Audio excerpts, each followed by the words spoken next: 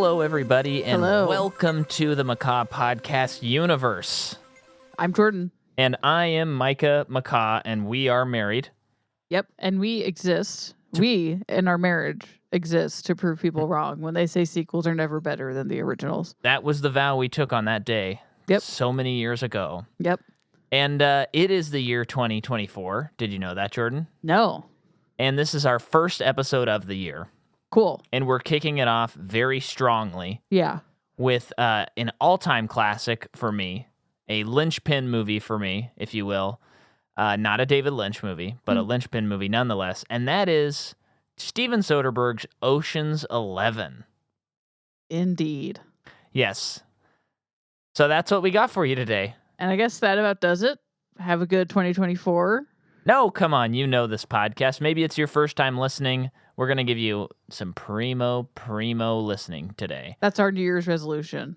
To finally start giving you some primo listening. I think for you, this has got to be one of your favorite movies. Yes, absolutely. Yeah. Yeah. And I mean, spoiler alert for this. I would say pretty much equally love all three of them. Really? Yeah. And there's actually, and I'll talk about this next week, but I was shocked and surprised when I found out when I was older that like Ocean's 12 is often looked at as like a classic example of like the sequel not living up to the original. Oh. And I remember my dad and I always the bad guy to help. No, it's great. It's actually that's the third movie you're thinking of, but what's the second movie? Second one is when it's like out. It has the French guy in it who does the laser beam thing, and they're trying to get the Fabergé egg. And so what's the third one? The third one has Al Pacino, and he screwed over Carl Reiner. Oh, okay. And so they're like getting revenge on him. Man, because I wasn't sure if I'd seen the third one, but I think I have, based on what you're saying. Yeah, you've seen them all. You've seen them all. I think the last time I watched the third one, you watched it with me. Okay. I know that we had COVID during that time because I remember we were eating Chipotle and I couldn't taste it. Wonderful, wonderful feeling. Yeah. All three of these movies are some of my most watched movies for sure. Yeah. So when did you first see this one? Yeah, so I remember exactly when I first saw it. Yeah. I was at a friend's house, Jake Miller's house. And age. Well, this came out in 2001, which we would have been like first graders. Mm-hmm. So I'd imagine it's probably like second or third grade, maybe. I think this is 2002. No, I think it's 2001, but December. Oh, okay. So DVD probably definitely comes out in 2002, but it seems pretty young. So you watched this as a kid, like as a 8-9-year-old? Oh no, but he came to Grace in 5th grade. And then we became friends in 6th grade. So it probably would have been 6th grade. Got it. So like 2006-ish. Okay. Yeah, wow, I can't believe I figured that out. I'm so smart. Okay. So I remember this was still in the age of like, I wasn't necessarily always allowed to watch PG-13 movies. Mm-hmm. So I remember either his mom or me or someone, we called my parents to ask if I could watch it. Yeah. Did you ever have that experience? I don't know if I've ever. It sounds like it feels like I have. Yeah. I just have this. The first thing that comes to my mind is I have this memory. So Mike and I grew up as a little private school, sheltered children, and I remember being at a friend's house. But not weird. Okay. I hope not. We weren't homeschooled. Whoa. I'm sure we have plenty of great homeschool listeners. I know. I'm kidding. Sure I kid. But I have this memory of being at a friend's house as a kid. We are on the same softball team together. And she went to public school. And I remember seeing like their DVD collection and they had like Hannibal in it. And I remember thinking like these people watch like bad stuff. Yeah. And I had this like fear that they would want to watch Hannibal. Yeah. And I would have to like try and come up with an excuse. Right. Of like to get them to not know that I would be too scared to watch it. Right. Yeah. That's the thing that's the memory it evokes for me. That's funny. But yeah, so I remember we watched it and I liked it. The like twist of how they pulled it off at the end was like, oh wait, you know what? Because one of my first PG-13 movies is School of Rock. And I watched it with my cousins in their car on the way to to Lake Shasta. Okay. And I remember like knowing that we weren't supposed to watch it. Oh. But like after we watched it, it was like, what? That was fine. Yeah. Sorry. Yeah, I think you've actually mentioned that specifically on this podcast before. Okay. Sorry. No, because I think we talked about our first PG-13 movies with Yeah. Jurassic Park. That was my first. This one is so like fine. Yeah, but I think, do see it being hard for you to follow if you were a sixth grader. No way, come on. Okay. It just cruises. But there's like, it's stuff that now is like nothing. But like there is for a sixth grader, there's definitely like some sexual content in the movie. Not that much though. Like barely. No, I know. It's especially for like a Vegas movie, it's pretty tame. Pretty tame. But and there's 2 F words in the movie too. Yeah, that's true. But this is like the coolest movie ever made. It is so cool. Oh yeah, it is as cool as Joe Camel. Well, and this movie defined pretty much every actor in this movie. This is like how I came to know who they were. Yeah. And I think it's a lot of that for a lot of people. Yeah. And I do feel that for Clooney and Pitt, specifically, I do feel like this is like the first movie in like the next generation of movies that they're in. So this is right around Fight Club. No, this is right after Fight Club. Yeah, Fight Club's 99 or 98. I'm curious when they shot those two movies because I feel like his hair was still a little Tyler Durden-y. Sure. And I'm curious if the movies were shot close together. Well, I think it'd be at least a couple years because, yeah, Fight Club I think is 98 and this is 2001. Yeah. So, but this movie didn't have to have been shot. It could have been shot in 1999. No, it was shot in 2001. I saw that it was shot the beginning of 2001. But I think that's also this is the era of Brad Pitt when he looks like that. Yeah. But yeah, it's like the ultimate thing, and I think this to me kind of sold even just how the movie was. It's like you watch this movie, and Soderbergh is such a good director that like it truly feels like George Clooney and Brad Pitt are the coolest guys who have ever lived. Mm-hmm. There's like no one that comes close. Mm-hmm. So anyway, all of that is very interesting. And yeah, I just watched the movies after that. I didn't see Ocean's 12 in theaters. I'm not sure when that came out, but I did see Ocean's 13 in theaters. Oh, okay. And we owned all the DVDs and watched them all the time. Watched it the other night. Yeah. DVD. It was like Lord of the Rings, Oceans, Star Wars. That's like what I'm going to watch. You're on your repeat. Yeah. Yeah. For me. Yeah. Oh, yeah. Sorry. I don't remember when I saw it for the first time. As per usual. I don't have a brain like yours. A blessing and also a curse. I'm sure. What do I always say? Saw bits and pieces on TV. Yep. And then finally at some point sat down and pressed play on it. Maybe that's why you don't remember because you didn't have like specific. Like I just have specific. You didn't have memories. Cable. Yeah, I think that's a big part of it. So you didn't like flip on the TV and see what movie was playing on TNT. Yeah, I guess that's probably it. Actually, it's just like, oh, we're watching this movie tonight. So I remember like, oh yeah, we watched that movie. Yeah. Yeah. There was something else I wanted to say, but I don't. Oh. What was awesome about this movie was I feel like, as we've often discussed, it's like you like movies as a kid and then you start growing up and you at some point, become like a film person. Mm-hmm. And so watching this movie post becoming a film person, it's like this isn't necessarily on like IMDb's top 250 or like it's not mentioned as like the greatest movies of all time. So, I put it in and I'm like, well, this is a fun movie. It'll at least be fun. And I watched it again, this is probably like a decade ago. And I'm like, oh, this movie like completely holds up. Mm-hmm. Like this is masterclass filmmaking. Is she stirring? No. Oh, okay. She's in a position though that's a little risque. Yeah. Risque. Or risky. That's what I meant to say. Yeah. So do you want to hit actors or do you want me to hit you with how it was made? Let's talk about a couple people. Okay. Because we can break it up. It is an ensemble, as we all know. So we've not talked about Brad before. No, I don't believe so. I think I've said this on the podcast before, but when Mike and I were seeing Once Upon a Time in Hollywood in theaters, and the scene when Brad Pitt is on Leonardo DiCaprio's roof working on his antenna, and he takes off his shirt. Micah turns to me and says, "Have you ever seen a more beautiful man?" So that is Brad Pitt to Micah. Yeah. Well, I always said that he looked the best in that movie, and then we watched this movie last night, and I'm like, I don't know if you can beat the Ocean's Brad. It's just what's your favorite phase, you know what I mean? But like I said, the guy looks good. Let's just say he's that. Great. He is. Looks you look good. at him and you're like, that's an A-list actor. Yeah. They're constantly talking about him in People Magazine and Us and Star and blah blah blah about his Angelina Jolie and Jennifer Aniston thing, and it's like, I think it's just because we like looking at him. Yeah, there was no way this man was not going to be famous. You know what I mean? Nope. You can't look like that and not get famous. Nope.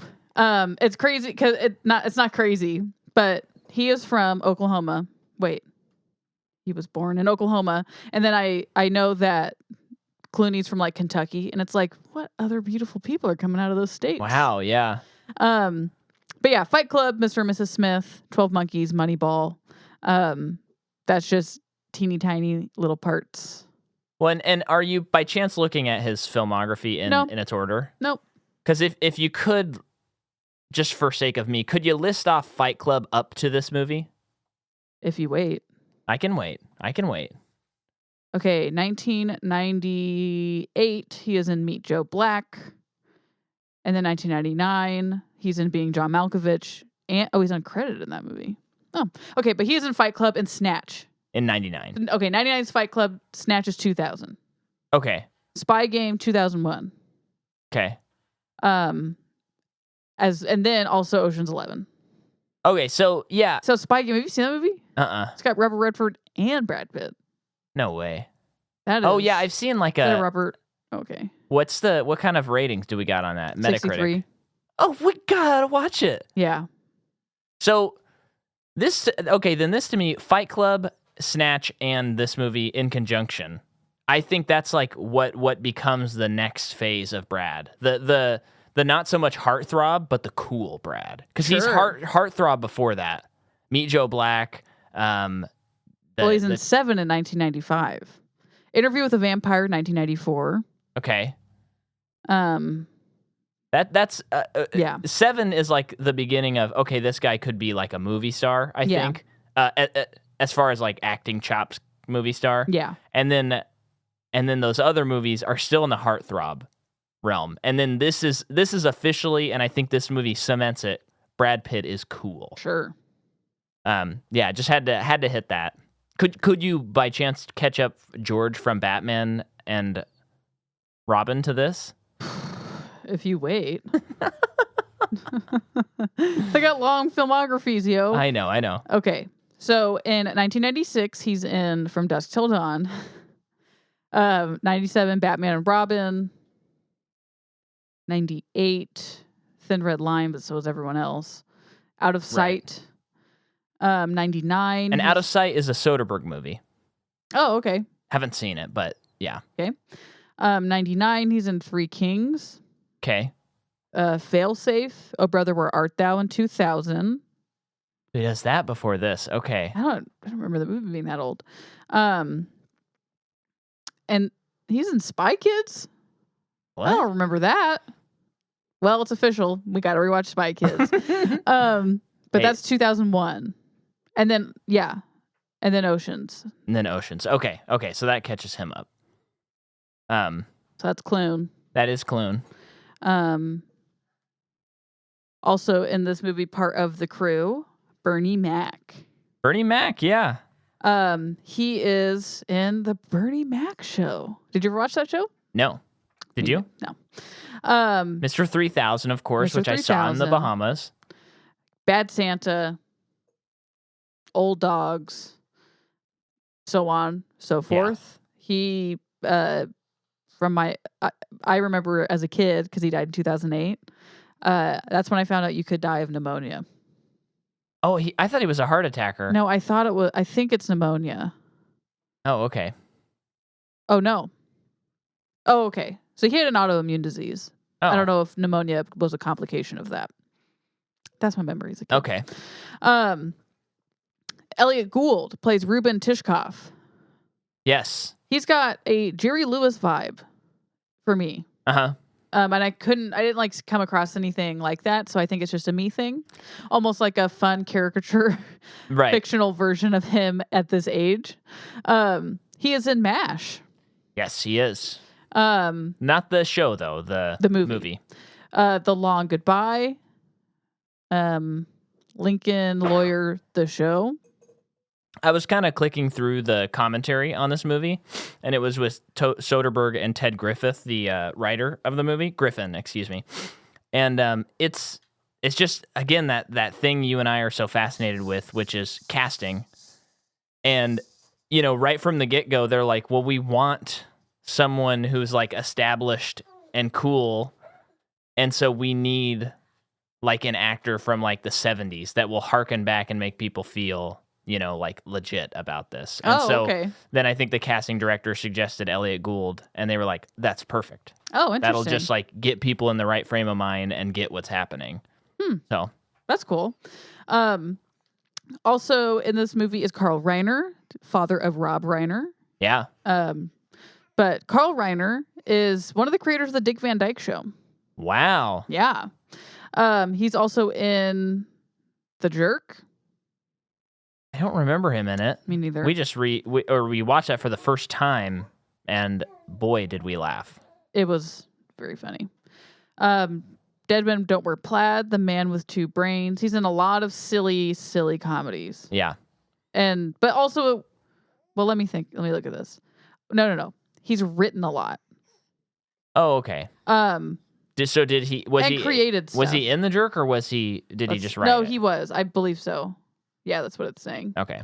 And then Xiaobo Qin, who plays Yen. He is an actual acrobat. Oh, okay. Tist. I don't know what's the term for it. Acrobatist? Acrobat. Or he's an acrobat. Acrobatian. So this is all he's done. Okay. And then I did see a thing for him that he considered stunt acting, being a stuntman after this, and then didn't really work out. So he went back to being an acrobat. Oh, interesting. However you say it. Acrobattalion. Yeah.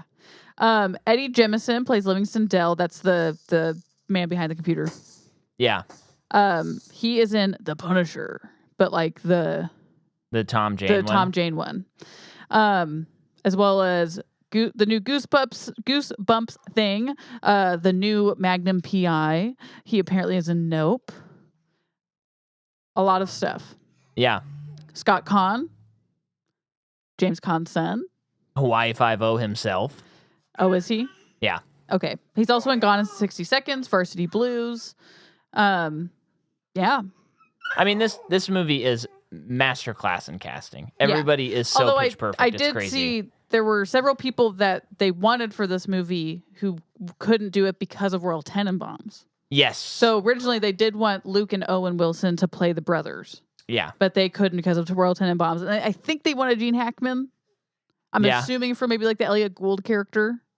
Okay. Oh, that would make sense. But again, couldn't get him. In the commentary, it sounded like with Elliot, it was suggested, and that's who they got. Okay, then maybe it was another character. But I know with Carl Reiner, they were trying to get someone else, but they didn't say who it was in the commentary. Maybe it was Gene Hackman. So maybe that was Hackman. Yeah. Casey Affleck plays the other brother. He is a brother of Ben Affleck. Yeah. He is the superior Affleck, in my opinion. He is by the sea. In all ways, shapes, and forms. He is in Manchester by the Sea, A Ghost Story, Oppenheimer. I thought he got in trouble, though, for something. Some, like, abuse stuff. I think he did. He can still be a better actor. Well, but he might not be better than Ben Affleck in all ways. Okay, yeah. Sure. You're right about that. But yeah, and Interstellar. Right. That's about but it on the ons. And then Julia Roberts. And I'm not sure. I'm not sure if he was. I'm confused by it. He was in Oppenheimer. But so was everyone else. So, well, it just makes me think, like, he must not be on the total outs then. Oh. You know? Yeah, I just don't remember. Yeah. Matt Damon, we've not talked about. No. Also Interstellar. Also The Martian. Departed. Good Will Hunting. Talented Mr. Ripley. Oh, boy, is he talented.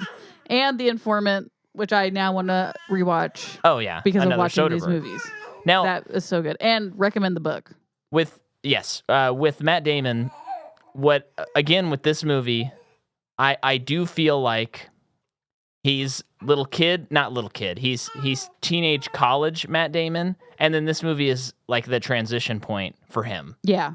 But he's still playing on like, oh, I'm the new kid it's almost as if the movie is like, hey, we're George Clooney and we're Brad Pitt, and you are the next great actor, but you got to earn it, kid. You got to get as good as we are. Yeah. Oh, what are you going to say? This movie's about movies? I didn't say that. But you are going to say this movie's about making movies at some point? I would say that, yes. No. I'll say this. I'll just say it up front. I think that time travel movies and heist movies are inherently about making movies. Okay, and now you've said it. Yeah, and now Jordan's very sick of movies about movies. I am tired of it. I'm tired of it. Yeah. Andy Garcia, he's in The Godfather Part 3. Yeah. The Lost City, these other movies, Expendables. They got him. And then Julia Roberts. Let's see where she was at in the middle of all this crap. Yeah, please. Okay, you gotta wait for me to scroll. Oh, wait, hold on. Wait. We watched Pretty Woman for the first time this year. I think we may have mentioned that on a previous episode. Yep. Not great. Nope. Not a great movie. So in 1997, she's in My Best Friend's Wedding. 1988. She was in Grayson's Wedding? Stepmom, Notting Hill, 1999. Runaway Bride, 1999, another Richard Gere vehicle with her. Aaron Brockovich, 2000. Another Soderbergh movie. It is? Oh, no, I really want to watch it. I never knew. I know. I think if I'd known that, I would have watched that movie a long time ago. I'd always kind of avoided it. Why would you avoid it? Not avoid it, but it's like the cover of the movie's not very interesting. Yeah, I think I've never felt in the mood, but the last few years, I've been really always in the mood for legal dramas. Well, yeah, and then when I found out it was Soderbergh, I was like, oh, I have to watch this, and then I just keep forgetting to watch it. Yeah, me too. That's all it is. And then by the time maybe we can, it's not on a streaming service. Yeah. Which is probably what's going to happen next time. We want to watch it. And then in 2001 is Ocean's 11, as well as The Mexican. And America's Sweethearts. Okay. So, should I talk about who made it? Yeah. So, first of all, in 1960, a lot of people probably don't know this. I didn't know this for many years, but this movie it has a title credit that it says based on Ocean's 11 by Harry Brown, Charles Lederer, George Clayton Johnson, and Jack Golden Russell. This was a Rat Pack movie, right? So, yes, this was a movie that starred Sammy Davis Jr., Frank Sinatra, Dean Martin, and whoever the fourth Rat Pack guy is. I don't remember his name. And it came out in 1960, and it is them ripping off a casino. But it came out to mixed reviews. It's not really like a beloved movie or anything like that. Okay. Mickey Rooney. Wait. He was not part of the Rat Pack. Yeah, wait, sorry. I just saw a name and I shouted it out. This isn't. Just keep talking. Did you just look up Rat Pack or did you look up the movie? Yeah, but it's saying they originated in the late 40s and early 50s as a group of A-list show business friends such as Errol Flynn, Nat King Cole, Mickey Rooney, Frank Sinatra. And then it gets into Sammy Davis Jr. and others, and Dean Martin. Oh, okay, I guess I didn't realize that it extended beyond them. You're probably thinking, so then this picture, it's Frank Sinatra, Dean Martin, Sammy Davis Jr., Peter Lawford, and Joey Bishop. Oh, okay. I don't know who's in Ocean's 11 then. I know the three I mentioned are. I don't know if any others are. You want me to look? No, I'll look it up. You can keep talking. Okay. But yeah, so the movie got mixed reviews. I'm not sure why Ted Griffith started working on a script for this movie, because it seems like a very random property to be like, hey, we're making a remake of it. Peter Lawford. Okay, Peter Lawford. Yeah. But so he just for fun? That's what I don't know. I don't know if he was commissioned by Warner Brothers or what. Soderbergh or... Yeah. I don't know. I didn't find that information. And I didn't think to look for it in so many words this time around. But I imagine it's one of those projects that producers were just like, hey, are you a screenwriter? Would you take a stab at this? Mm-hmm. And then he's writing it, and he writes like a killer screenplay. Yeah. And then they got it. So one of the things Ted Griffith did was he He didn't want to make any references to the Rat Pack. Yeah. Or no, like, winky inside jokes. I saw that this was cut from the movie, but at one point, like, Clooney or Pitt looks up at this, like, poster of Frank Sinatra. Oh, yeah. And so it's a very, like, obvious nod.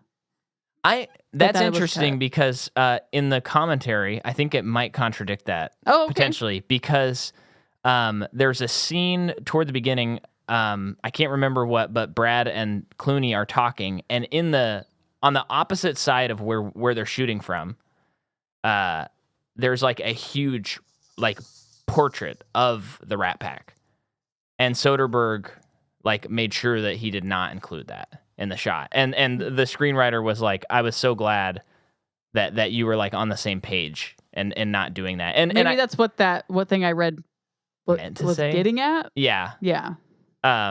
So I guess I don't know anything and I'm stupid. No, you're not. It's IMDb trivia. It's like not vetted. You know what I mean? Yeah, I know. That was not supposed to be a correction kind of a thing. But yeah, I guess even though having said that, there's a few references still in the screenplay, and Soderbergh like cut all of it. Okay. And I think that's wise. Sure. I don't think we need the wink. Today they would like the whole thing would be dependent on the wink. Yeah, I know, seriously. But yeah, so let's talk about Steven Soderbergh. He made this movie called Sex, Lies, and Videotapes, and that movie won the Palme d'Or. Whoa. And you've seen it? I have not seen it. And that was when he was 26. 26? Yeah. And he won that? Yeah. Jeez. Yeah. Doesn't that make you feel like a loser sometimes? Sometimes. No, I accept what I am. Okay, great. And what I cannot change. Very healthy. Yeah. But yeah, he won that, and then after that, he kind of has a rough time for a couple of years. The movies he's making just aren't. They're just not connecting with people. Yeah. Then he makes Out of Sight, which is a moderate little hit, and then Erin Brockovich is a big hit. Did Julia Roberts win for that? I believe she did. Okay. And then he makes Traffic, and there's movies in between all these because this is Traffic. Have you ever seen that? No. I could not finish that movie. It was one of the ugliest movies I've ever seen. It was like I hated how it was shot. Man, that's crazy. I know. And maybe it's not maybe. I'm sure it's just me. Yeah. But I could not follow a thing. How long ago did you watch it? Like right before we got married. Okay. Seems like we need a Traffic rewatch. Need to start up the It does vehicles. have Benicio, which is why I watched it. Yeah.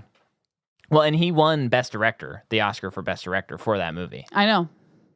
Yeah. Which, I mean, that doesn't necessarily mean... I'm stupid. I didn't win the Palme d'Or at 26. I'll just play with my baby. Then he goes on to make Ocean's 11. I also found out that he was asked to direct Insomnia and decided not to. Didn't want to do it and thought Christopher Nolan he'd rather see him do it. Okay. So then the cinematography. This is pretty interesting, Jordan. And I think your ears are going to go, huh? The cinematography is by a man named Peter Andrews. Do you know who Peter Andrews is? No. No, of course not. Because Peter Andrews is an alias for a pseudonym for Steven Soderbergh. Wow, so he's the cinematographer? Yeah, and I found out there are some exceptions, but he is the cinematographer on most of his movies. Really? And so... That sounds hard. To not have that collaboration. Yeah, but it's crazy because these movies I find to be so visually exciting, both in colors, composition, and then camera movements. And so I'm like, who's the cinematographer? Peter Andrews, he's a killer. And it's like, oh, okay, I get it. Yeah. And I wouldn't even say I've seen half of Steven Soderbergh movies because the guy is like, he's like Woody Allen. He just makes them. Yeah. He'll make them on an iPhone. He doesn't care. Yeah. And it'll make him go insane. But yeah, like every movie I've seen by him looks incredible. That's also why it's like Traffic looked bad. I know. And again, I'm wrong. I didn't win the Palme d'Or at 26. I guess Jordan really wished she won the Palme d'Or. It's the one thing I want in life. But yeah, so he does that, and he also has, on a few of his movies, he has the pseudonym Marianne Bernard for editing. Oh, so a man taking another thing from I'm just kidding. Well, these are both references to his parents. I'm absolutely kidding. I know. But there's an editor on this movie, though. It's not him. Okay.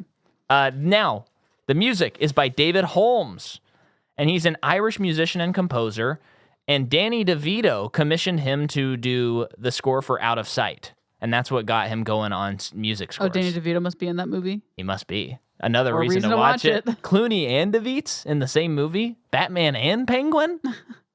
Yeah, and so to me, this score is like absolutely probably like top 10 iconic for me. All three of these movies, I used to I would buy songs from them on iTunes when I got cards. It's so cool. It is such a groovy... It's so cool that you did that, is what I'm saying. Oh, okay. No. It is such a cool score. Everything about this movie just exudes cool. Oh, yeah. If you could be a fraction of cool. I mean, in this movie, we get George Clooney in a black turtleneck. Need I say more? And then to top it off, he's wearing just a beautiful pea coat. Yeah. At a certain point. It might even be with the turtleneck. I don't remember. Yeah. But it's simply divine. It's unbelievable. It's exquisite. This is where we reach the epitome of handsome, and that is George Clooney. Well, this is... And what? Sorry to cut you off. Yep. It is not even just like a personal preference. It is an actual scientific fact that is the epitome of handsome and cool. Well, and I'll say this now instead of when we're doing the plot, but at the beginning of this movie, you see Danny Ocean and he's got a goatee, and then there's this reveal of him coming up an escalator and he doesn't have the goatee anymore, and it is just an absolute like if you had never seen George Clooney in a movie ever, which I think when I saw this movie I hadn't, you would be like, that's a freaking movie star. That is a movie star. And in the commentary, Soderbergh said, I think that George Clooney should owe me residuals for how good he looks in this shot. like how movie star performance introduction this shot is to him. Yeah. Which I love. Definitely. And it is true. It's like kind of jaw-dropping. But yeah, this movie is to coolness what the Before trilogy is to romance. Yeah. These are like they're the two like best trilogies, and Lord of the Rings. It's like these are the three like perfect trilogies. So this movie comes out December 7th, 2001, and this movie is a ginormous hit, Jordan. Really? $85 million budget, 183 in the US, and 450 worldwide. Whoa. This movie Wait, almost what was the makes budget? 85. Whoa. It almost makes $500 million. So just a couple of quick things. In 1987, okay, actually this answers the question. In 1987, producer David Permit says he wants to make a remake of Oceans. So I think ever since 1987, they've just been trying to do a remake. I think the idea is just Makes too sense. fun. Yeah. And then, I found out like Ray Fiennes was planning to be in this movie, but wasn't able to. Do you know which role? I don't. But it's not Clooney, Brad, or Julia Roberts. Okay. Alan Arkin was going to be in it. I did see that. And then Damon replaced Mark Wahlberg. Okay. Which it's hard to imagine Mark Wahlberg being in this. He's not cool enough to be in this movie. No, he doesn't have the right energy for this. He'd be all like, hey, what's the deal with... What's this? When I post this thing here, what happens? Money comes out? Oh, It just lights up and goes ding, ding, ding. Oops, I didn't know that I pickpocketed you. Better pray about it. And then, Joel and Ethan Coen were going to be in the movie at one point. I also saw that. I think as the brothers. So, I think it was Joel and Ethan Coen, and then... Then the Wilsons. No, they were going to replace the Wilsons. I'm reading right here. Oh, okay. But this is so funny because this article that I'm quoting from is old, and it's like it's from Owen, or neither Joel or Ethan Coen will be able to step in to replace Owen and Luke Wilson, who will likely move aboard the Wes Anderson directed The Royal Tenenbaums, which is just funny because it's like that's a long time ago. Of course, it's they're so in it. old. It's so dumb. And then my last note on this movie is Don Cheadle has a Cockney accent in this movie. Yeah. So I did see, I can't remember who it was, but I think Yeah. there were other people considered for the role before him, and I think those people were British. Yeah, so he was written British. Yeah. Then he signs on and they're like, okay, you don't have to do British. And then he's like, no, I want to do British. I saw that he spent time in London. He did. Yeah. So his Cockney accent is terrible in this movie. Yeah. I didn't know that until probably like this watch. I didn't even realize how bad this accent was. It's kind of endearing. I kind of love it. And that's probably nostalgia. Like just blanketing that for me. It is just so, yeah. It's bad. But like his mannerisms and everything else he does is so perfect that it's like, yeah, this guy's just weird and eccentric. And knowing that he's not British and he's not doing a great accent and then he's using like jargon. Yeah. It makes it more embarrassing. Yeah. But he had this quote. My British friends tell me it's a truly terrible London accent in Ocean's 13. You know something? I really worked on that accent. Went to London, spoke to people, got to know it. My agent said it was fine, so I'm stuck with this thing, even though everyone laughs at me. So I sacked her, of course. I think I saw, too, that maybe by the second movie, he tried getting rid of it. Like, you know, guys, it's fine if I just don't do it, right? Yeah. And then they're like, no, you have to. That's your character. So funny. Yeah, so he was just stuck with it. Yeah. Well, should we get into the plot? Sure.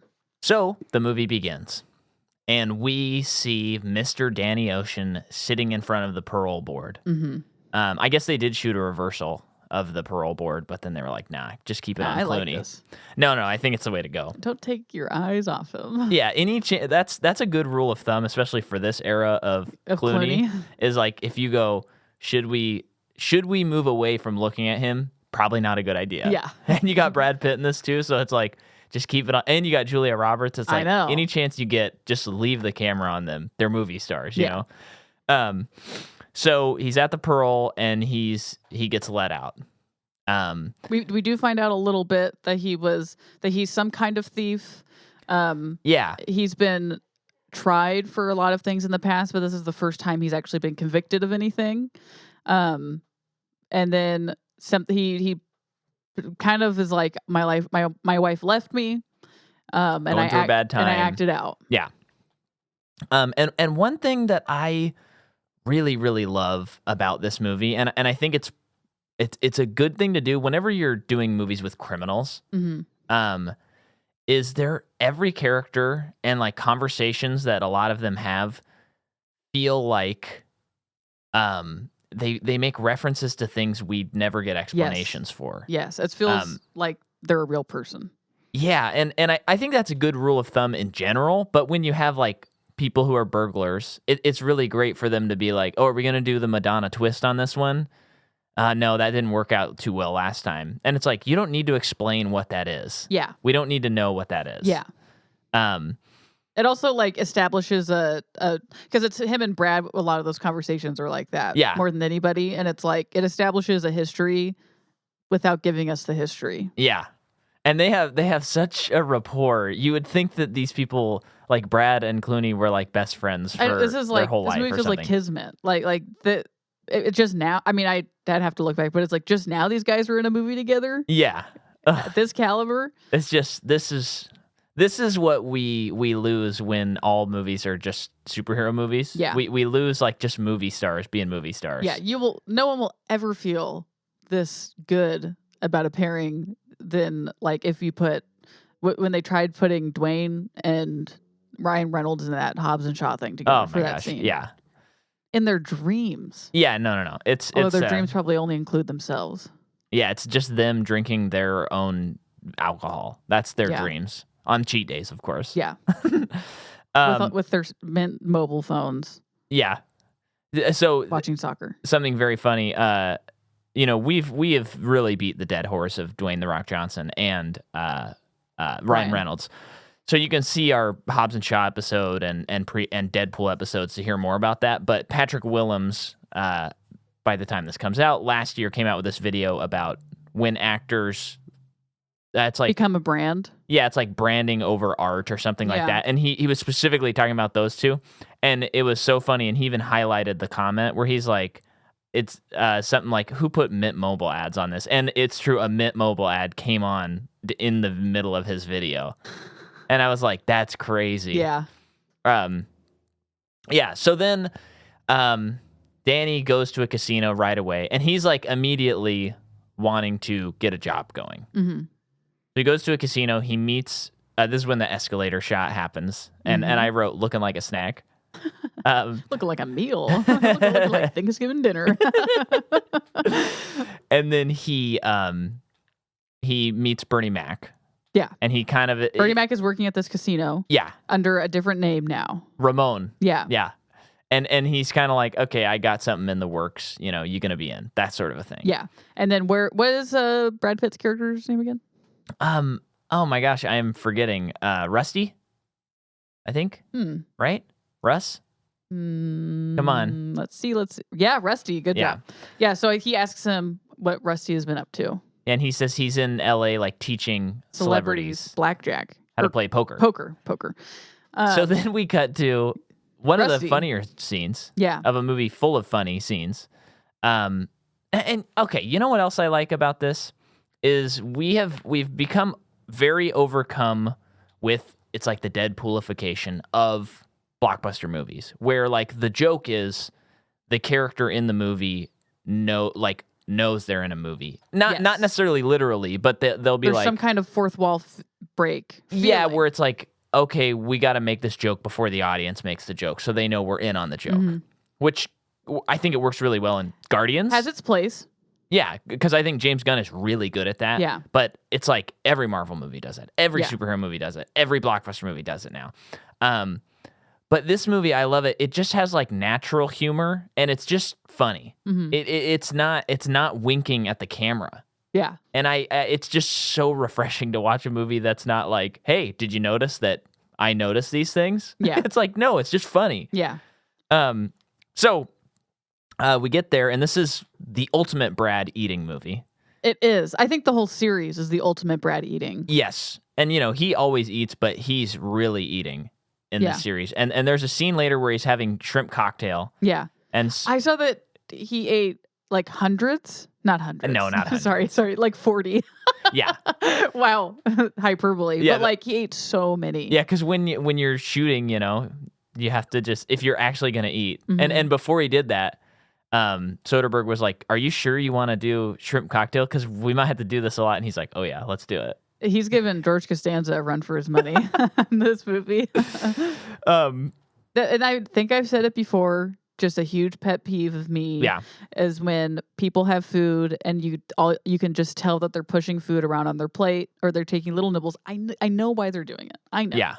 That's why I think like in movies and TV, when it shows that they're at the end of the meal, like that's when the scene, but that's where we get to, and the food has been eaten. That's like almost like a better choice to me. Yeah. Because the actors don't need to eat. They've eaten. Well, and it's almost better to just have like, oh, let's go get a drink if you want your characters to sit down, because they can just sip on anything and it's fine. Yeah. But it is such it's just a huge pet peeve of mine. That's why like one of the best things in Seinfeld is everyone is constantly eating and like eating. Yeah. I love it. Well, and if I recall, I think it's Ocean's 12.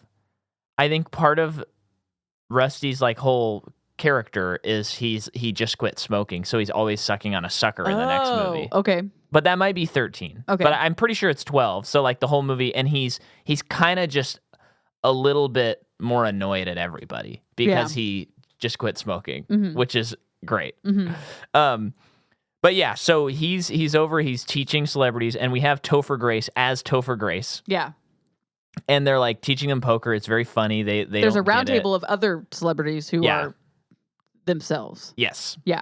And then Clooney comes in, and Brad, he plays with them. He plays with them, and Brad's like, "What's the first rule of poker? No emotion." He's trying he's setting up the template of the movie. Yeah. With that, because Tony, Clooney comes to him with like, "I got this job." Yeah.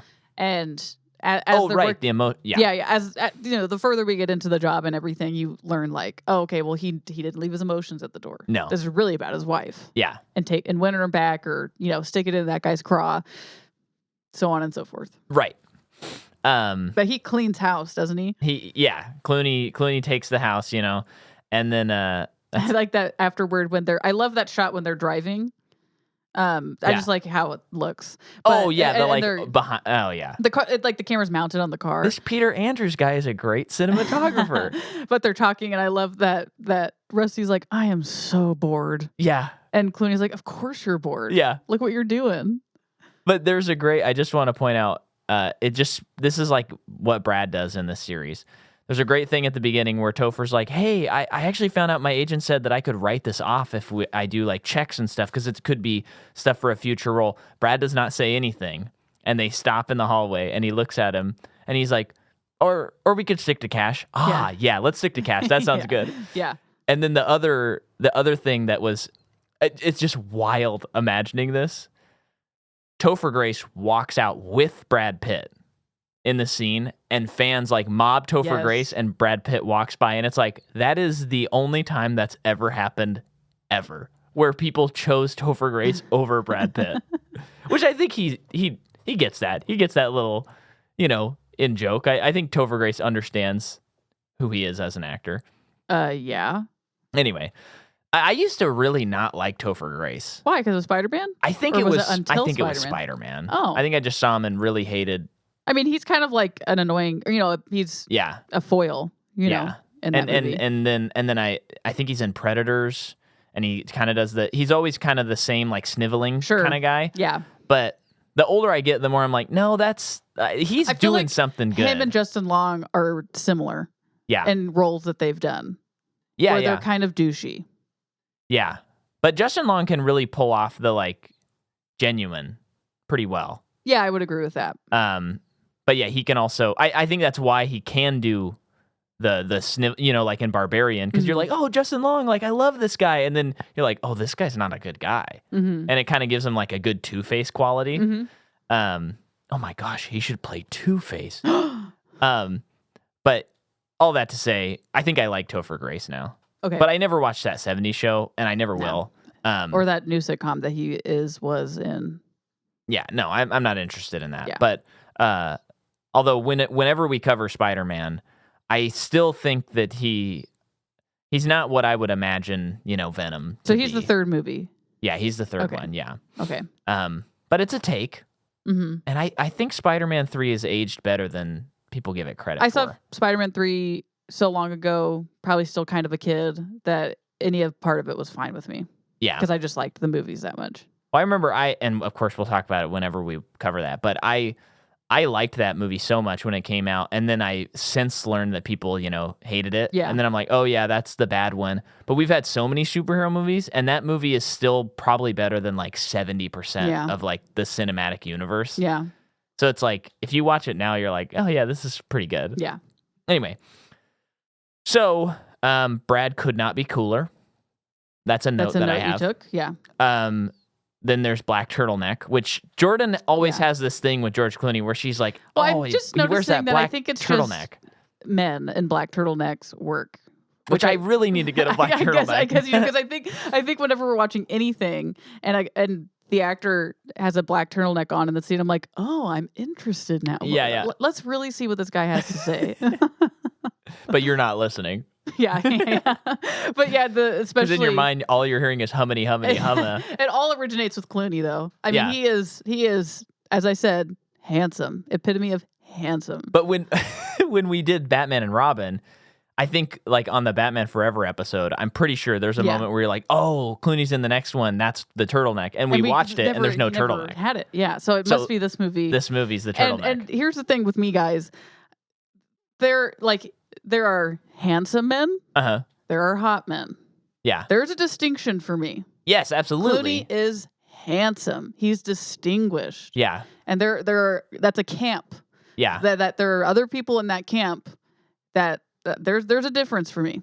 So what is the handsome equivalent of a woman? Beautiful? Yeah, okay. Like to me, Margot Robbie is beautiful. Yeah. She's not hot. Oh, she skirts both lines, baby. Sure. Yeah, I mean, I'm speaking from my personal preference, but she is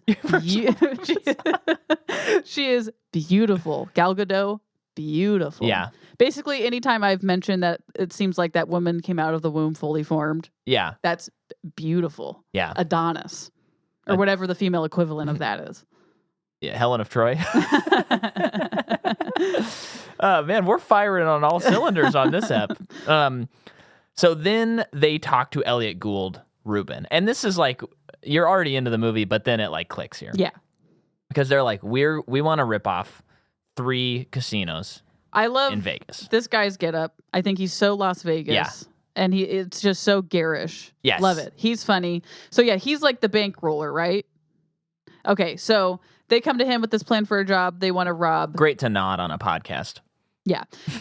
They want to rob not just one casino, but 3 of them owned by, what's his name? Oh, crap. I know it's Andy Garcia, of course, but what is the character name? I can't find it. Not Vincent. Not I'm trying to fill the space so that I won't edit any of this right now. I know. I know. Terry Benedict. Yeah, Terry Benedict. And so he's like, "You want to rip off Terry Benedict?" And he goes, "There's only been 3 successful Las Vegas robberies." And then it goes through these robberies and they're all so silly and fun, and they have their own music cues. Yeah. And his delivery just like what's funny is this is the kind of thing that like movies always do now. And sometimes I prefer you just sit with the actor telling the story, because movies always want to do their like have their cake and eat it too. Yeah. But this series is like the ultimate example of like restraint and cake eating. Well, it's just you just have to be good at it's an editing thing. Yeah. And it's just knowing your movie. So like this movie is edited so well with those kinds of cuts. Yeah. And it's like any decision Edgar Wright ever makes. Yeah, he's also excellent like one of at that. Like does he edit his movies? I don't think he does. But whoever he works with in collaboration with, it's always like the masterclass of editing to me. Yeah, because there's such a difference between like David Leitch, who I think whoever he works with at editing is pretty bad. Yeah. You know, because I think of Bullet Train, a movie that's fun. Yeah. And there's so much like, oh, joke, now we got to cut and show the joke. Yeah. And it's like the Deadpoolification of blockbusters, where it's like, you know, sometimes you can just sit with it and you can say something like we said earlier, like, let's do the Madonna twist, and you don't have to go back and show that. Yes. You know, and so this movie, it's like unusual that it has 3 flashbacks in it right here, but I think because it only happens this once, it hits and it works. Mm-hmm. Yeah. And Soderbergh is, I mean, 1,000, maybe 1,000,000 times better at directing than David Leitch, who's pretty bad at it so far. Yeah. So anyway, when he finds out that it's Terry Benedict. Well, just really quick, sorry. But the screenwriter, Ted, he was like, he wrote that, and then Soderbergh added the flashbacks. That was not in the script, so that was something he added to it. And maybe that helps too, that it wasn't written in. It was like, let's do this. Yeah. You know? Yeah, that's cool. Anyway. So when he finds out Ruben that this is Terry Benedict's casinos, he's like, oh, I got a personal vendetta against that guy. So it sounds like Terry Benedict bought his casino, and is going to tear it down. Yes, which we see in the movie, which we later. do see. Oh man, I love that shot. We'll get to it. Yeah, but here's what's great. This whole movie, because it's not just a heist; it's like a poker movie, because everyone's trying to bluff. Yeah. And so even in this scene, you have this moment where they're like, yeah, you know what? You're right. We couldn't pull it off. And they're like walking away. And then he goes, and they're bluffing right now. And he's just like, well, what were the casinos that you were going to rip off? And they're like, oh, yeah, the Bellagio, MGM, and something else. And they're like, Terry Benedict's casinos? They bluffed. They like... Yeah. They knew. They knew that they had to sit through this lunch and he was going to say no. And they knew that it was like perfectly timed on their head. They had to walk away. They knew he was going to ask. Exactly. And this is the thing about heist movies that's so exciting. And time travel movies can do it too, where basically what you have is you have this formula where you sit down and you go, okay, audience, A plus B equals C. Yeah. And then they proceed to just go A plus B equals C. And you watch the movie and you see the equation roll out. They set it out in front of you. And then you're like, that was awesome. There's not like... There are twists because you try to see like how they get there. Yeah. But it's just funny because it's like anytime in a heist movie they come up against a problem, it's usually part of the plan. Yeah. Yeah. You know? I know. So it's like kind of the only genre of movie where you basically tell the audience, okay, this is what's going to happen. And then that's what happens. Yeah. And you walk away and you're like, I'm so satisfied. Yeah. It's like a magic trick. That's what it is. It's magic. Is it in one of the other movies? I just feel like I remember they're explaining the plan, and it's happening as they're explaining it. Is it technically this movie? I know it's kind of happening this movie. I just feel like there's one where they're saying the entire plan, and by the time they're done talking about it, it's all been done, so we don't have to go through it again. I think that's 12. Okay. If it is, I just remember the first time I saw that, it blew my freaking mind that it was like, how come? I mean, not that I want every movie to do this, but it's like, how come not every movie does this? Where they say like, this is what we have to do. Because sometimes when you watch a movie and they're like, this is the plan that we have to do, it's like, oh my gosh. Then you're going through the movie and it's like, they still got that third part thing. How long is this freaking movie? Oh yeah, you know what I mean? Not that's every the movie. time travel problem we've talked about a lot. That is the time travel problem. Yeah. So, but in this movie. This is like set such a template, I feel like, for heist movies. Yeah. And you just got to keep them like fast. Yes. Yeah. And you got to know what you're doing. You really do. Yeah. And like that's the genius of Christopher Nolan deciding, hey, this movie Inception I've been working on for 10 years, even though I originally thought of it as maybe more of a horror, the correct way to do this is heist. You thought of it as a horror? Yeah, he was playing around with the idea of like horror-esque, you know? Oh, yeah. And you see those elements in the movie with him and Maul. But that movie works because it's a heist format. And that's the heist is also one of the rare genres where you can get away with exposition not being boring and not showing and not or telling and not showing sometimes. How that can be more interesting. Like how you can make it work. Sure. You know? Totally. Because the whole movie you're like, we're setting up the heist. This is what we got to do. This is what we got to do. Yeah. And then it's like, okay, now all the dominoes are set up. Let's go. Yeah. Knock them down. But to find out that it's already happened. Yeah. While they're explaining it, it's like, whoa. I think that's 12. Okay. And again, 12 is the classic thing where they go through the whole thing and you're like, and then they're like, oh, but you failed. And then they're like, yeah, that was all part of the plan. I think the reason some people don't like that movie is, again, we're going to talk about it next week, but they steal the Fabergé egg before their fake heist. And then they proceed to do an entire fake heist. Oh, so like none of it matters. And then at the end of the movie, the guy's like, I thwarted you. And they're like, actually, we stole it like before we did the whole fake heist. Oh, and I think that's kind of like amazing and kind of like a subversion of the genre. Interesting, yeah, sure. And it like the characters are fun to watch. But I think people are like, oh, they just ripped it off at the beginning. Remember, this just makes me think of Community in the episode with Chang taking over the school, and it's the heist episode, and right? Yeah, they get to the end and they get caught. And I think Pierce says something like, but we wanted to get caught. This is part of the plan. And someone's like, no, Pierce, that wasn't part of the plan. Too good. Okay, so then we meet all of the crew. Mm-hmm. We meet Khan and Affleck, who are two brothers that bicker the whole movie. Yeah. Hilarious. Yep.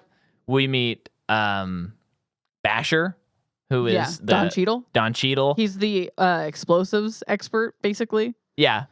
And we have Brad Pitt, maybe in like the same kind of trench coat he wears in Seven, show up as an inspector because Basher gets arrested.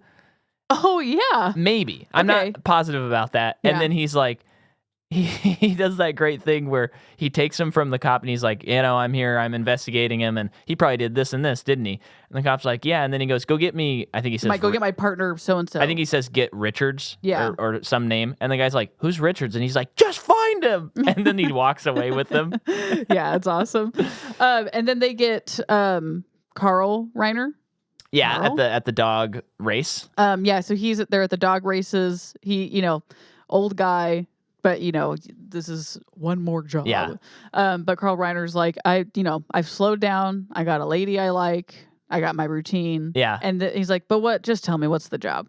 Yeah. And then love it when they do the no dialogue. No, you don't hear what he's saying, but Brad's telling him, and he slowly, his attention slowly fades away from the dog race to Brad. Too good. And he just leaves him with a plane ticket and leaves. Yeah. Great. And here's another hilarious joke in this movie where George Clooney will be like, "Oh, can we get Mickey on this job?" And he goes, "No, he died." And he's like, "Oh, did he like prison or something like that?" And he goes, "Cancer." And then later in the movie, he's like, "Hey, can we?" I think they're talking about Carl Reiner, and he's like, he's out of the business, and he's like, he says something that's a lot more dramatic, and then he's like, "Ulcers." So there's this thing about like, yeah, I guess you can just age. It doesn't have to be like this fantastic death or fantastic thing that happened. It's like, nah, he just died from cancer. Which I think in a way also shows how good they are at their jobs. Yeah. They can just kind of be done. Yeah. And then they get Matt Damon. Yeah, well, they get Yen. Yen. Oh, that was hilarious when they're Brad takes them to the circus tent. Yeah, they're watching it, and Clooney's like, "So what? This guy's supposed to be really good." Watching it happen, and he's like, "Oh, come on!" Like basically, like I could do that. And then he does this thing where he's like speechless. Yeah. After what he saw Yen do, and Brad's like, "Yeah, I think that'll work." And just the look on Clooney's face, he is just like a child, completely swept away. Yeah. And then they get the tech guy as well. Right. And then lastly, they get Matt Damon. Yeah. Who pickpockets. Yeah. And he's the son of someone. That's the reference. Yeah. Who I think is in the next movie. His dad, I think. Oh, okay. I think there's a fun like reveal. Okay. Can't remember for sure though. Do you remember him his big scene in Ocean's 13 where he has to like seduce the woman? Oh, not really. Oh my gosh, it's one of the funniest things in the world. It's so funny. He has that giant nose on. I like barely remember. It's so good. Yeah. Good movie. But yeah, they get him and he's like, "I'm the son," and so this sets up this relationship of, which again I think works as that meta commentary, is like he's gonna be the next movie star and replace Brad and Clooney, but they're like, but you're still a movie about movies. But he is. But that's a fun take, right? I agree, it's good. But he's like their protege basically. He's kind of like on the bench. Yeah. Because basically, as they're preparing for this whole job, his job is to observe. Yeah. Just watch everyone. What is Terry Benedict's schedule? Yep. That kind of stuff. But of course he wants to like get in the action. Yeah. More than just sit around and do nothing. And then they have Charmaine. They steal the key card from them, the stripper. Oh yeah. From some guy, which I remember being a sixth grader and being like, this is like a lot. This is crazy. Watching it now, I'm like, okay. Yeah. Gets the key card. Yeah. And then the tech guy has to go in and like get them into the security footage, right? Yeah. To tap into it. And again, just great. Like he has to go in, do this thing. He's distracted by the brothers like leaving balloons and arguing about balloons. Mm-hmm. And then he's going in and he wipes his brow because he gets all sweaty. Yeah, he's a very nervous But person. he had the directions written on the palm of his hand, and now they're blurred. Yeah. And it's little things like that, I think, that make... Again, I'll keep hitting the dead horse of David Leitch. You go in, and it's like, what's a good problem? Mm-hmm. And he'll be like, let's do some crazy CGI nonsense. Mm-hmm. And it's like, often the more memorable and the better problem is something that you're like, oh, come on. Yeah. Oh, come on. I know they provide tension in very simple ways, like because his plan, it goes near perfect. Yeah. But there are a couple little hiccups like that. Yeah. Or when like getting your hand stuck in the door. Yeah, and Yen is in that cylinder for a while. Yeah. And the guy leaves the briefcase on top. Yeah. Of it, and so it's like, oh, if the briefcase falls off, it's going to set off all the alarms. Right. And they'll be done. And I know I'm comparing, Bullet Train and this movie, and they're wildly different. Yeah. But it is like I think about that movie just in terms of like the potential is so high, and he always goes with. This is why I don't want to see Fall Guy. I'm not interested in it because it's a fun premise, but I know that the third act of that movie is just going to be CGI nonsense. Mm-hmm. Where it's also about a video game stuff. Not Fall Guy. What are you talking about? The Ryan Reynolds movie? No, Fall Guy coming out. The Ryan Gosling movie that's coming out in a few months. Free Guy is what I'm thinking of. Oh, okay. But I just don't trust him as a director because he's going to be like, let's do this huge action CGI spectacle. Yeah. and his CGI in his movies always looks like complete garbage. Yeah. And it's not like just follow the truth of the characters. So you have this sweaty character who just wipes his brow, and now you have tension. It's that simple. And then a guy's like following him, and he's like, "Hey, you left your device in here." Yeah. Oh, sorry. Yeah. It's a great scene. I always remember that scene because it's so simple. Yeah. I wouldn't remember if it was a CGI monster that chased him. I know that wouldn't happen in Oceans, but you know what I'm saying. But yeah, so sweaty directions. Then Tess comes in. Yeah. Clooney's ex-wife. And this is so great because Matt Damon's like, this is the best part of my day. And she comes down the stairs, another movie star. Yep. Letting her be a movie star. Beautiful. Beautiful. Apparently not wearing shoes, according to you. That's what I read. Yeah. In a lot of the scenes. Yeah, that makes sense. I say don't wear shoes if you don't want to wear shoes and you're getting paid millions of dollars to be in something. Yeah. You know what I'm saying? Sure. So Brad recognizes her, of course, and is like, his reaction. This job is effed. Yeah. So he, immediately goes to Clooney and is like, so what are we really doing here? Yeah. And then Clooney's like, it is about her. Yeah. And he's like, I'm going to walk if it's about her. Yeah. But of course, he's calling Brad's bluff. They're bluffing again. But then does that lead to George talking to Tess? I mean, we can get there. But oh yeah, it is actually the next scene. She is at dinner waiting for Terry because she's with him. Yeah. And Clooney shows up instead, and she's I thought the computer shut off. I was so worried. She's very obviously upset to see him. Yeah. Because she basically their whole marriage was a sham. Or not a sham, but a lie. Yeah. To her. She didn't know any of this part, that he was a thief. Yeah. And wants nothing to do with him. And he's still kind of pleading his case. Yeah. And there's what is that line that she says? Oh, I got it written down. Okay. Yeah. But the great back and forth dialogue. But he says, does he make you laugh? Yeah. And she says, well, he doesn't make me cry.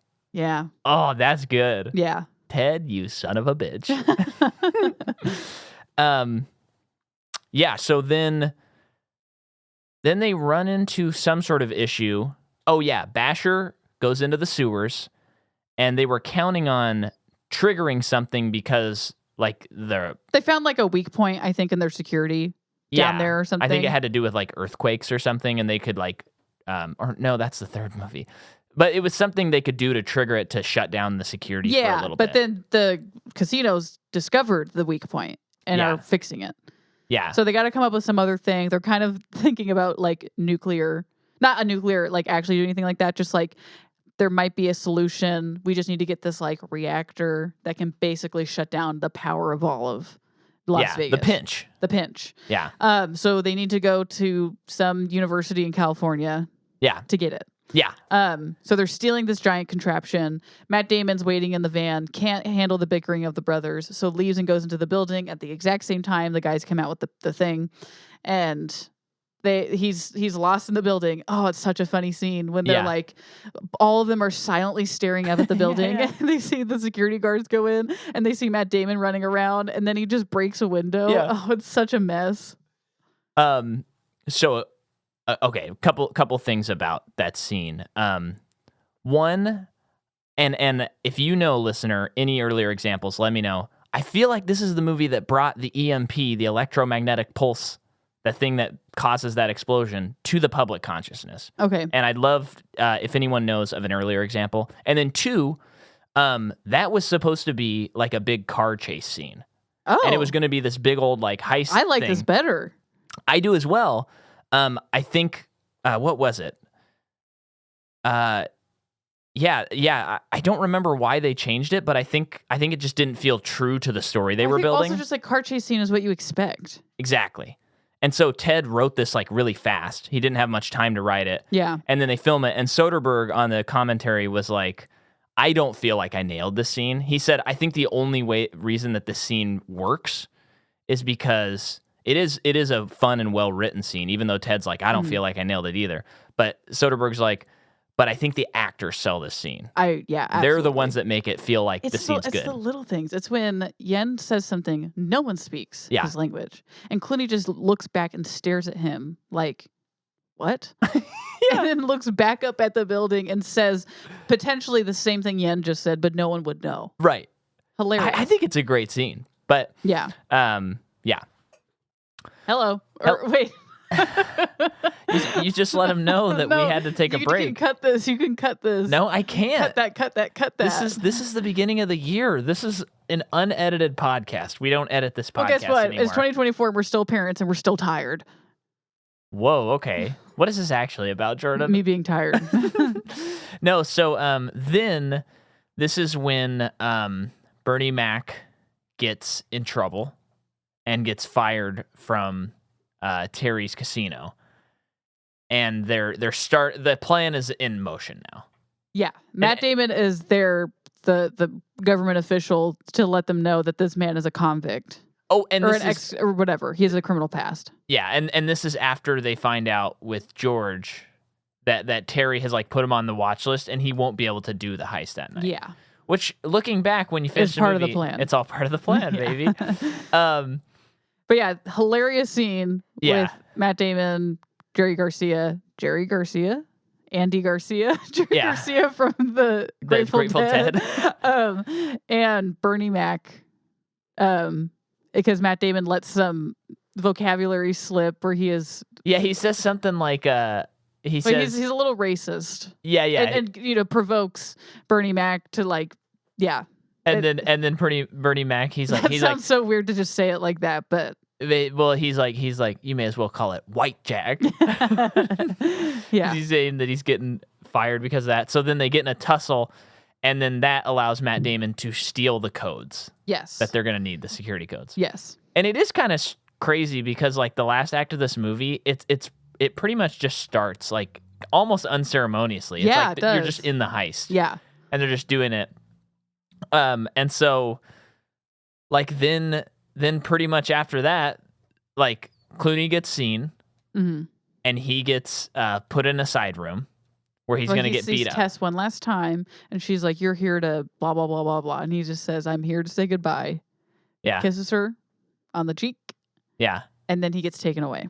Yes, and then everything else is beginning.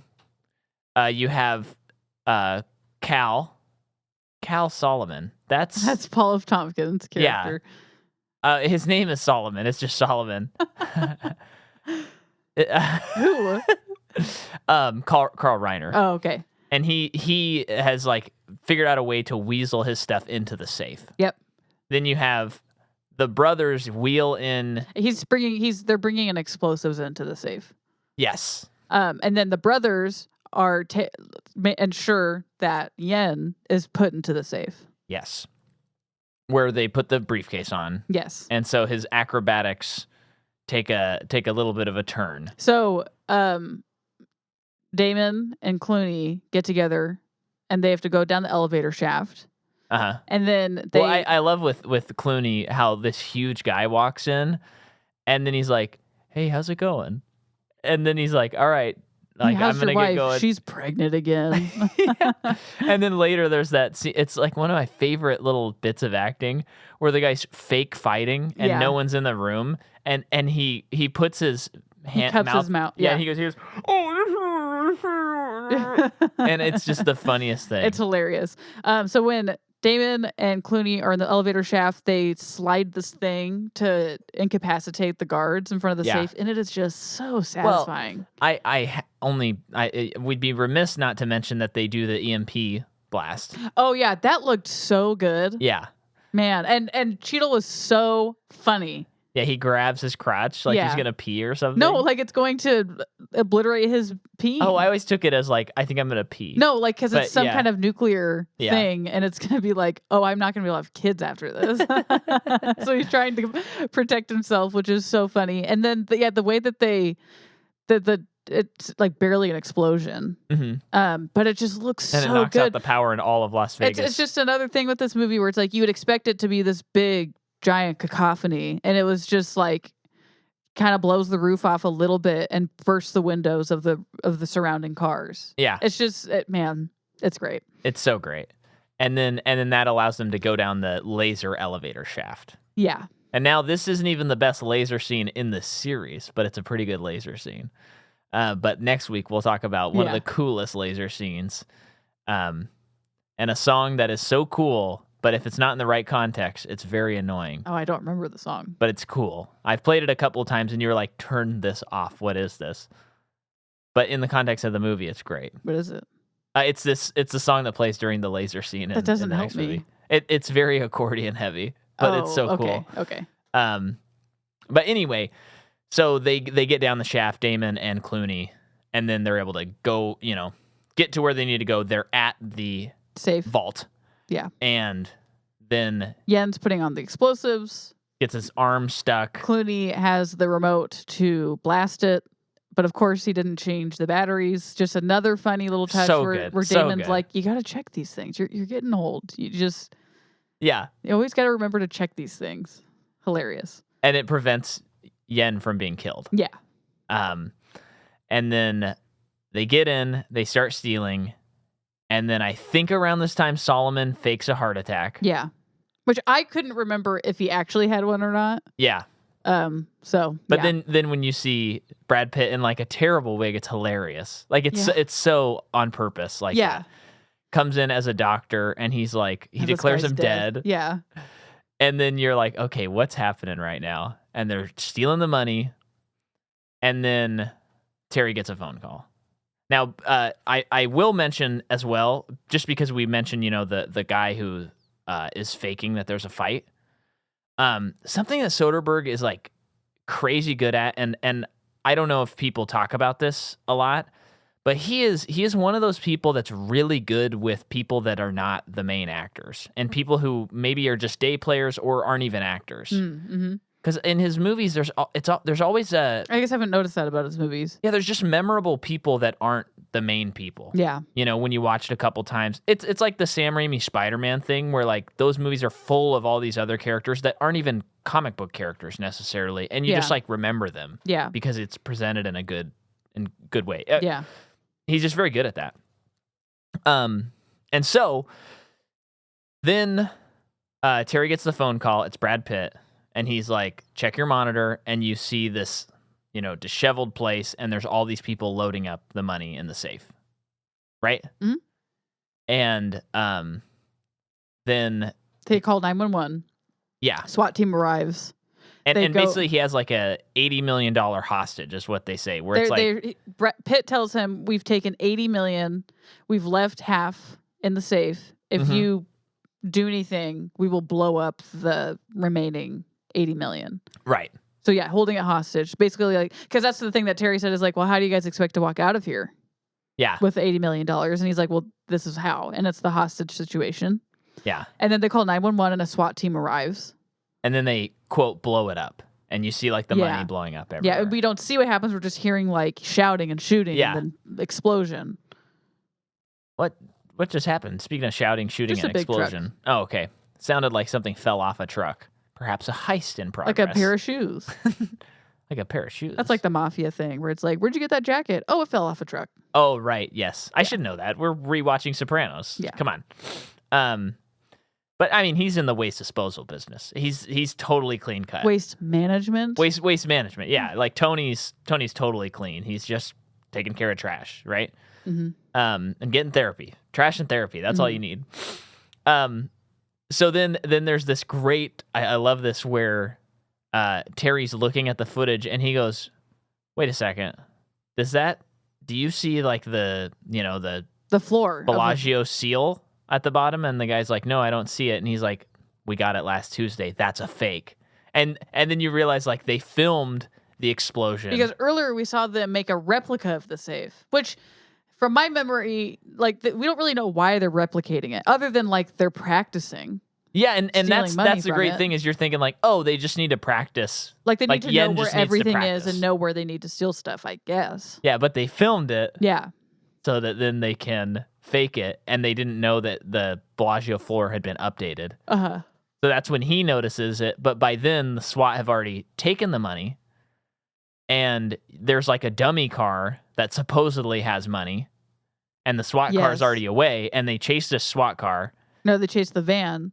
I'm sorry, the van. There's yeah. no driver in it's a computer, or, remote controlled. Robot. Oh, that one. Oh, but it is remote controlled because Casey's controlling it. Yeah, and they blow up the van. And it's full of flyers for like prostitutes. Yeah. Yeah.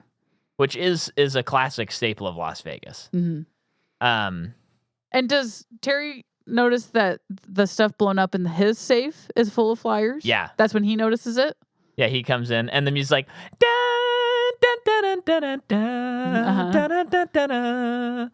So good. Then we see our boys Brad walking out, SWAT suits, pull up his visor. Yeah. And he's got the SWAT thing. And I remember the first time I watched it, it's like, what? Yeah. What is going on? And so while this is all happening, Terry tells Tess to go up to the room, like, you shouldn't be here for this, as he's trying to take care of all of this business. And while she's up there freaking out, like Clooney definitely has something to do with this, what's happening. She gets a call and says, turn to channel 88. And she sees security cam footage of Terry talking to Clooney, who's being escorted out. And Clooney said, I can help you get the money back. Yeah, because he's like, tell me, Danny. Tell me what it is. And he's like, I can help you get the money back, but would you give up Tess? Yeah. And he says yes. So she sees that and she's like, oh. So that's where this relationship And then I is. love, too, where he's like, okay, I know a guy, and he always knows when a job's going on, which makes him seem pretty innocent in my eyes. And then he's like, you know a guy? That's what you have for me? And he's like, just go. Yep. So Tess is like, F you, Terry. And I think she said, like, you over anyone else, Terry should know. There's always someone watching. There's always someone watching in your casinos. So she runs after Clooney, who's being taken away by the police because he's violated his parole. He left New Jersey. Yeah. And she's like, yeah, it worked. You got me. Well, and this is classic, like 1950s, like old Hollywood moment where she comes swinging in, and then she's like, "Wait, that's my husband," and they kiss, and you're like, "Oh, yeah." And she's like, "How long do you think you'll be gone?" He's like, "I don't know, 3 to 6 months," and then it says, 3 to 6 months later. I love that. But and we should mention that, all of the phone call SWAT stuff was all them, and that's when they got all the money. Mm-hmm. And you get to see it play out, which is the best part. Mm-hmm. It's been a while, but I saw Logan Lucky, another Soderbergh movie, another heist movie. Yeah. I feel like we were watching that movie, and it gets to what feels like the end, and I was like, and it's like he tricked me again, because I feel like that movie, just from my memory, I don't remember that movie at all. Okay, from my memory, it kind of gets to what feels like the end of the movie, and you're like, I guess they didn't steal the money. Mm-hmm. And then it's like, rewind. And then he like pulls the same trick he's done. I would watch that again 3 times. Because I don't remember anything. Yeah. Remember, there's a great Game of Thrones joke in that movie where like there's people in prison who are like demanding that they get the new Game of Thrones book.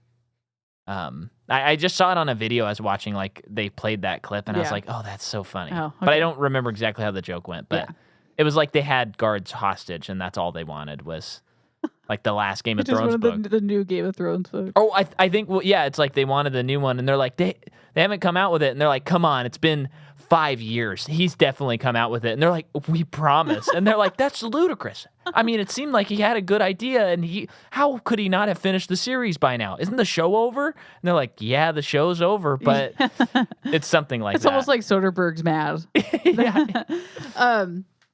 So when this is all over, all of the dudes, besides Clooney, because he's arrested, are at that fountain. What's the fountain? Do you know?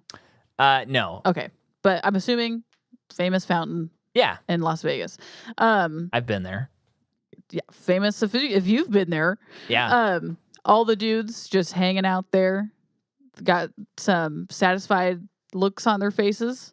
And they all just melt away. Yeah. One by one, they just all leave. And who's the last guy that's there? Is it Solomon? Probably Brad. Probably. Oh, no. Brad was the first to leave. Yeah. I think it's Solomon. I want to say Damon.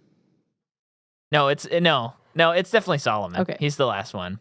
And you had read something. I just read that was like one of the last things that they shot, and Matt Damon said it was oddly emotional. Yeah.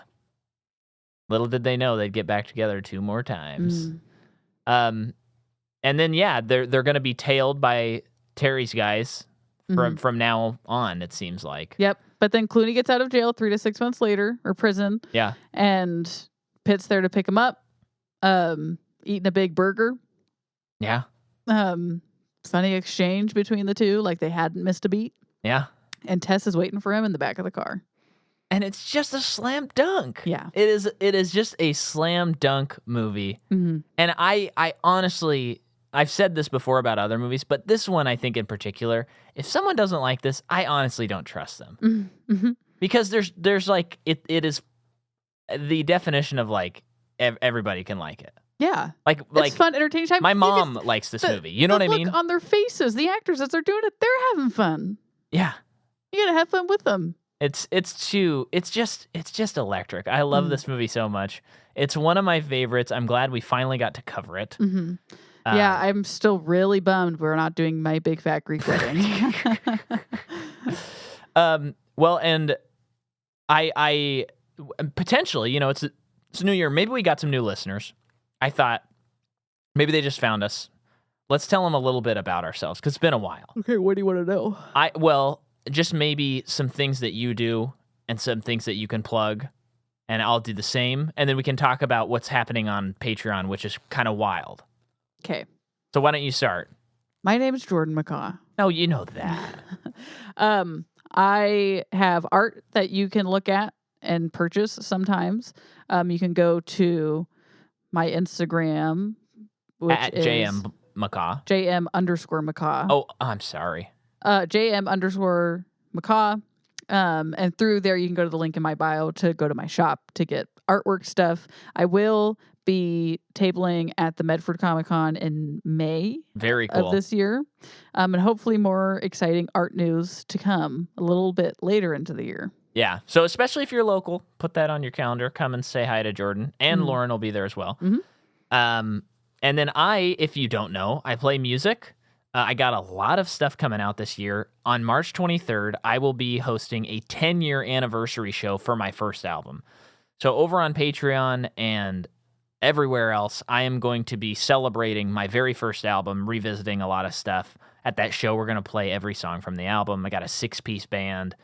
We're starting practices this week, probably today, even tonight. So it's going to be off the chain, and I'm going to make a concert film I'm hoping to do, and hopefully release a concert album as well. Mm-hmm. So there's that. And then finally on Patreon, patreon.com/Micah McCaw, and links to this stuff will be in the show notes. This year, we're doing something special. So we have a separate podcast on Patreon that comes out monthly called MPU The Sequel, where we cover movies that only have 2 entries. Mm-hmm. Because, again, if you're new, we do 3 or more on this main feed. So on there, we do 2, and we have a lot of back episodes. But this year, we're specifically doing legacy sequels. So that's your Tron and Tron Legacy. Blade Runner. Top Gun. Beetlejuice. Shining. There's one more. I can't remember. But we're filling out all the months. We have a lot of cool guests. And I think at the end of this episode, I'm going to guess for that? We have on some of them, yeah. I have to get mentally prepared for it. They're all friends, so it'll be easy. Still. Kidding. So this month we are starting with Tron because I think that's the modern kickoff to what is the legacy sequel. Nice. And then we'll go from there. And on top of all that, I wrote a theme song that spoofs so our original theme song is written by Anthony Panter. Mm-hmm. And then I took it and I made it like the trailers for legacy movies. You really slowed it down and made it moody? Yeah, so I'm working on it right now. By the time this comes out, it's done. But it starts off with the piano hit where it's like, bing. And then I think maybe we'll be like, we exist to prove people, ding, ding. Oh my gosh. And so I'm having fun with that. And that's going to be hilarious. So I'm going to play that to outro this. And hopefully you'll sign up. It's only $3 a month. Mm-hmm. So sign up. Thanks for listening. Next week, we're doing Ocean's 12. See ya.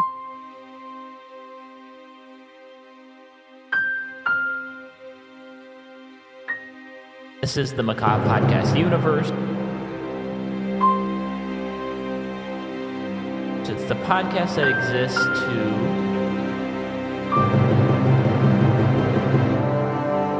prove people wrong when they say Sequels are never better than the originals.